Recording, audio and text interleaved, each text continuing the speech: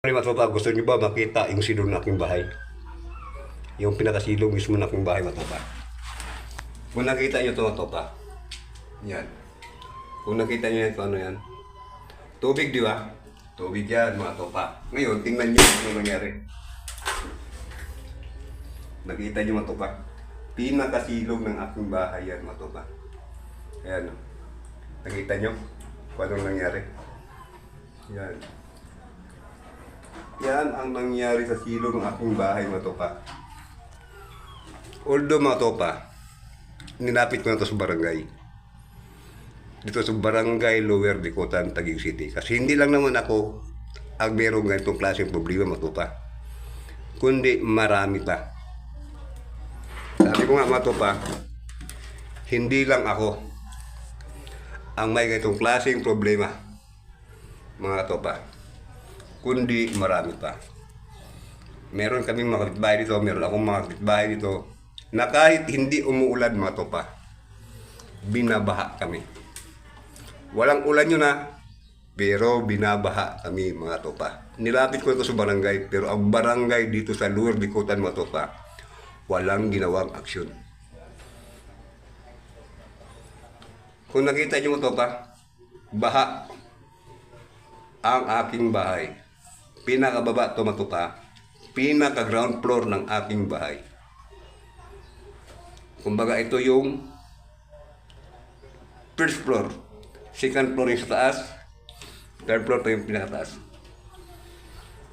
Pero dito sa aking ground floor, Matopa, kung nakita nyo, binabaha yan, Matopa. Yan. Kung nakita nyo, yan.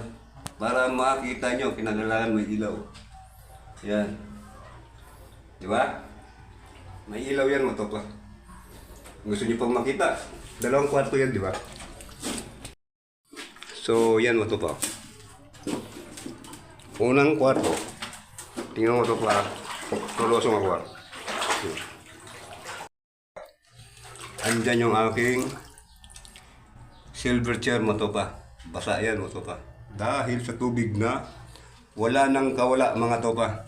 Nilapit ko na yan sa barangay. Kung nakita nyo, yan yung kusina, mga Topa. Kung nakita nyo yan, mga Topa. Kusina yan, mga Topa. Baha din yan. At ito rin isang kwarto. Kung nakita nyo, baha din yan, mga Topa. Nilapit ko na yan dito sa barangay. Pero si Ruel Luwing Pakaira, yung kapitan dito, mga Topa, walang ginawang aksyon. Balik ito yun, mga Topa. Nilapit ko na yan dito sa barangay namin.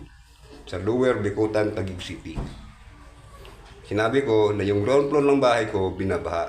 Kung wala kayong ibang paraan dyan para mawala yung tubig, ako ang gagawa. Pero yung kapitan, mga Topa, pabakla-bakla. Walang ginagawang aksyon.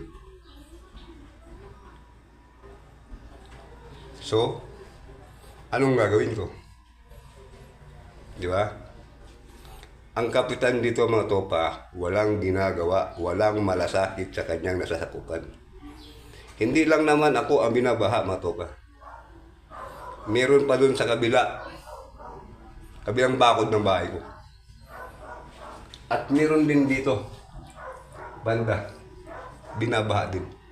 At araw-araw kami rito binabaha kahit walang ulan. Dahil yung kapitan dito, sa Lower Bicotan, Taguig City, walang pakialam, mga katopa. So ngayon, alam nyo na kung ano ang sitwasyon ng aking bahay. Pinaka-ground floor yan, mga katopa. Pinaka-ground floor ng aking bahay. Yung kapitan kasi dito sa Lower Bicotan, may hukong ilaw. Walang pakialam, mga katopa, sa kanyang mga nasasakupan. Although hindi ko siya sinisiraan, baka sasabihin nyo, sinisiraan ko siya.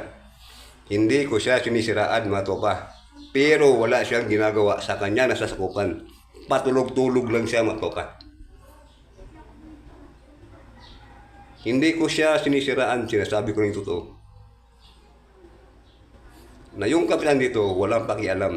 Hindi serbisyo ang kanyang gusto. Kasi kung meron siyang serbisyo para sa kanyang nasasakupan o sa kanyang mga constituents, dapat gumawa siya ng aksyon. na masolusyonan at hindi magkasakit ang tao. ng dinggi. Sabi ko nga, hindi lang dito sa bahay ko mga tropa ang baha. Ano, tubig yan mga tropa. Ano, tubig yan, inapakan ko. Nakababad yung pakong is. Baha. At yung aking silver shirt, doon.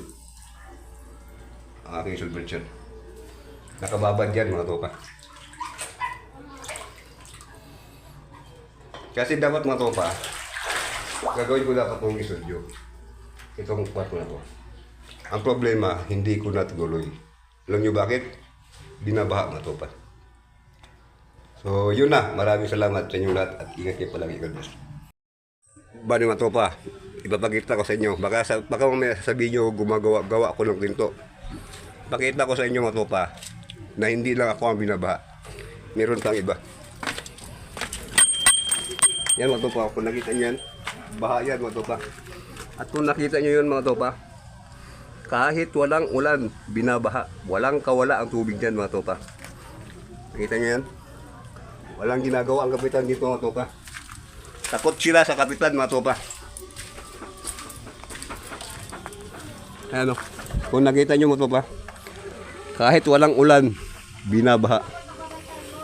Kung nakita nyo mga tropa, kiti-kiti yan. Lamok na yan mga tropa. Magkakasakit ang tao rito ng dinggi. Yan o. Yang tinuturo na aking kamay. Lamok na yan mga tropa. Takot sila sa kapitan dito mga tropa. Kaya wala silang ginagawa aksyon. Kundi hinahayaan nyo lang. Hinahayaan lang nila. So ngayon mga tropa, bukod doon meron lang iba.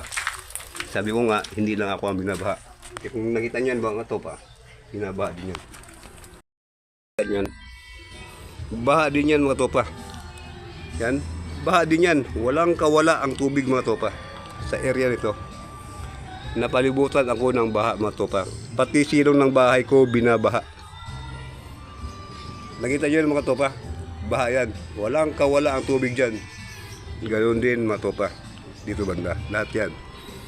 At yung pinapakita ko sa inyo kanina, isa rin yun sa binabaha dito sa lugar na to. Walang ginagawa ang kapitan dito mga tropa, kundi patulog-tulog. Walang malasakit sa kanyang nasasakupan.